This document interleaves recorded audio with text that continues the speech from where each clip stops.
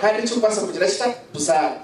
Minister abirembiremo ebyona nagira ngo program ya Parish Development Model ginro chayo ekikuru no kureba ngo iho muntu waburijo omboro. Umwanya bwo kureba banja ka unit ya production energy ngaho kwiho bugaiga mukagira urutoke mukagumana umutima w'urutoke mukabashya holder mukabagana sente zo kurwa mu rutoke mushara bwa protsi bura kugira umugasho icyo kireto bwo okutustamya ebiceka 98 ahariga umuriki kino shimebona twara sente za Parish Development Model taro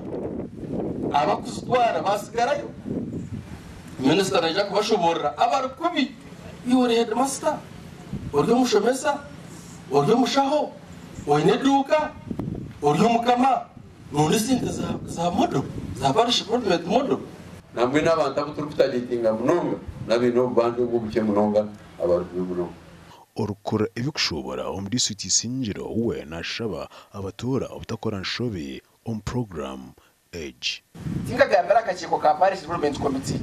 nataka kugambira none nanakarengo rwakakeka kutegeka sako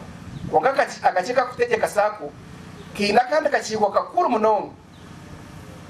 akaro kutegeka sako ejo abandi bebembeza abakira mu kurugo namunonga abanyishengero robutumwa ubahire abanyisengero twabasaba chief number 1 akasenda akajeno keisha omugrupu yawe eyo wayiselectingire nomanya ngo hari umemba fulani akaba nakoreki project necumba kizubaki oine kansara oine chairman C2 oine chairman C3 oine wa NRM arira tungire piki na chief tungire piki nakangoje ne motoka program network